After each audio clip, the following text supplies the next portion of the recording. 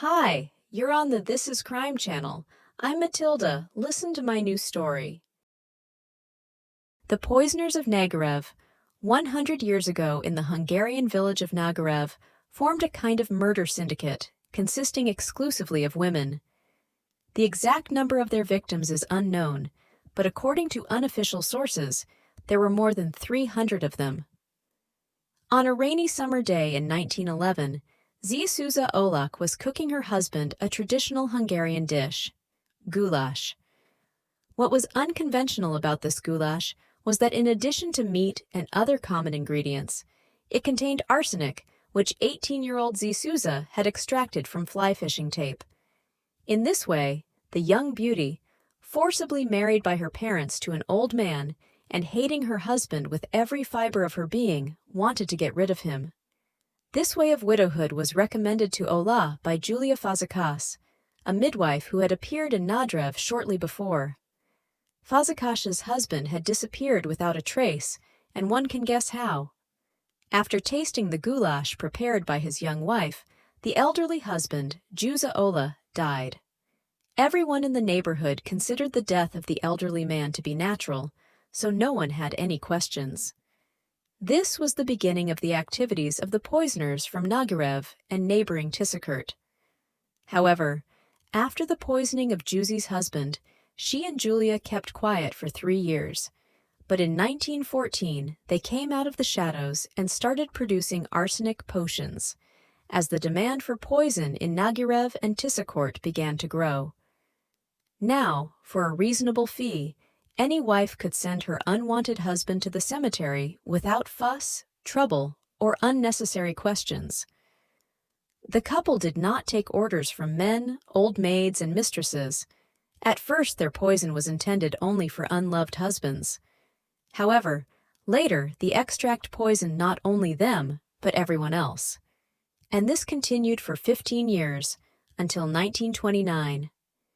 In October 1929, the police in the administrative center of Solnok received an anonymous letter that spoke of mysterious deaths of men in the villages of Nagyrev and Tisakert.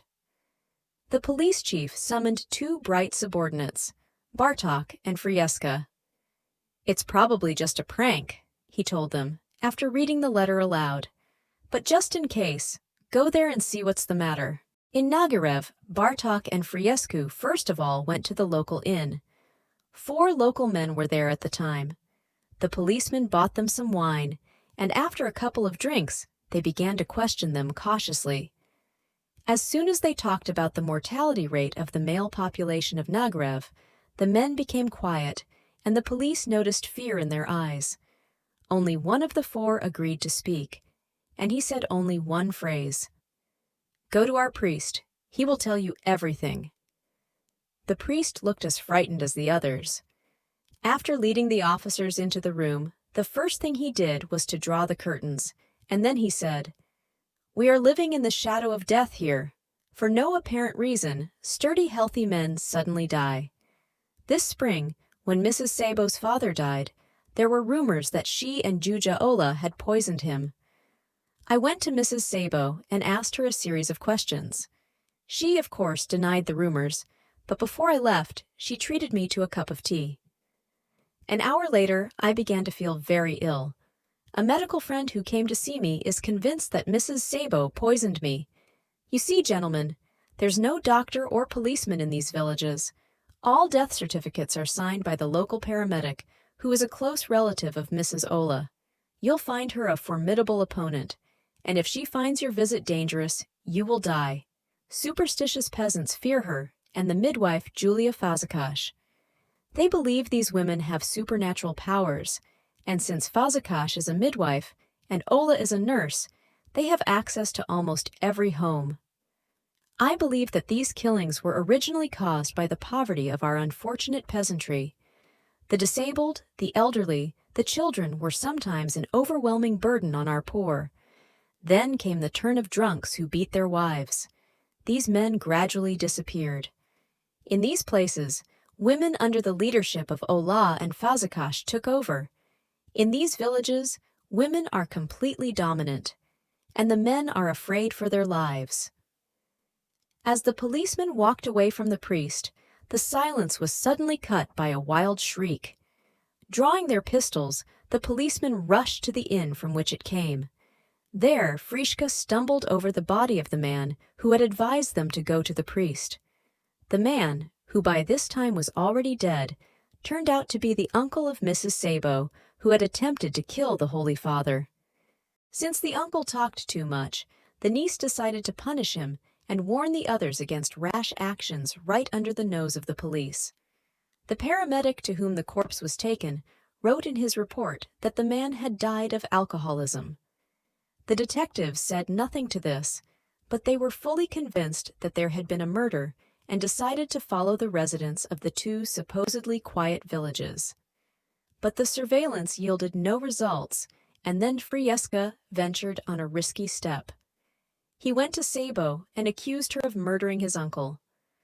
Caught by surprise, the woman could not stand it and confessed not only to this crime, but also to the murder of her father and brother, saying that she had purchased the poisonous extract for the elimination of both from the midwife Feizkash. In addition, she gave the names of several female slayers of men, including Ola. The 6 women were arrested and taken to Solnok for questioning. There, Miss Sabo calmly retracted her earlier confession. She stated that she had incriminated herself and the other ladies under pressure from Frischka. A search of the detained women's homes yielded no results. In view of the lack of evidence, the police let everyone go home except Sabo. And this is where Fazekas played into the hands of the police. The night after her return to Nagyrev, she sneaked out of the house, unaware that there were secret police patrols all over the village. Julia rushed to warn the village poisoners to keep their mouths shut and not talk to the police. Bartok, on the other hand, was quietly listing everyone the midwife visited. He was sure he now had a list of poisoners. The policeman also came to the conclusion that it was time to dig through the Nagyrev cemetery and exhume the bodies of all the men who had died in recent years. If traces of poison were found in them, the case could be taken to court. That night, Bartok went to the cemetery. There he was surprised by the presence of 13 women, among them Feizkash and Ola. Hiding behind one of the tombstones, the policeman closely watched the actions of the ladies. When Olak picked up a shovel, Bartok thought, "Are they really going to dig up corpses?" But he soon realized that the women had a more cunning plan. After picking up the tombstone with the shovel, Ola released it from the ground with a few movements, and the other 4 women picked it up and carried it to another grave. They had no intention of digging up the corpses. Their plan was more subtle and much easier to accomplish. They were simply swapping tombstones. If Bartok hadn't caught the women doing this, the exhumation would have pulled out of the ground not the corpses of the poisoned men, but the remains of completely different people. Died a natural death without any trace of poison. But Bartok saw and understood. Putting a police whistle to his lips, he blew it, calling other police officers to the scene. The women froze in a daze. Bartok, running out of his hiding place, took the poisoners at gunpoint and kept an eye on them until help arrived and the women were taken into custody. The next day, the exhumation began. A temporary morgue was set up in the cemetery. Doctors and experts from Solnok worked day and night. There seemed to be no end to the bodies with traces of arsenic. Among them was the corpse of a child. And in the coffin of Juja Ola's second husband, who also died under mysterious circumstances, they found a bottle of thick syrup containing the deadly extract. More than 100 corpses contained traces of arsenic, and that was only among the bodies buried in recent years exclusively in Nagyrev. But there were also poisonings in Tisakurta and mass poisonings during the First World War. This point should be discussed in more detail. It was then, as it is believed, that most men were poisoned.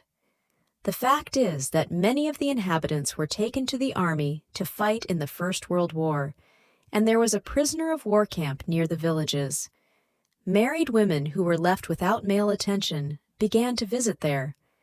They liked free relations with the prisoners, and when their husbands, who had become crippled and disabled at the front, began to return home, some wives preferred to get rid of them with the help of fazakas and olak potion. In total, the poisoners are believed to have sent more than 300 people to the other side of the world. During the investigation, 80 women and 2 men were arrested. Many were sentenced to various terms of imprisonment, 8 were hanged, but only 2 were executed. Fazakas would have been hanged, but before she went to the scaffold, she killed herself. One of the hanged was Sabo, the other was a widow named Palinka.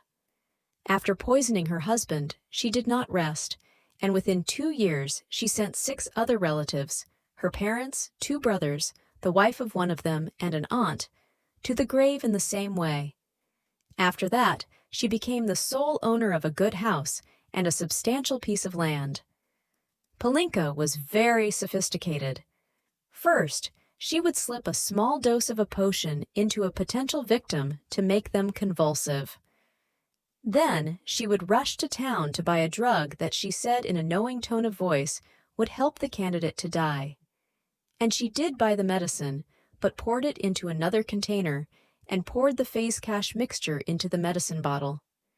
In front of witnesses, she would give the victim a generous portion of the medicine supposedly brought from the city, after which the person would go to heaven. If you like this story, subscribe to the channel and put a thumbs up.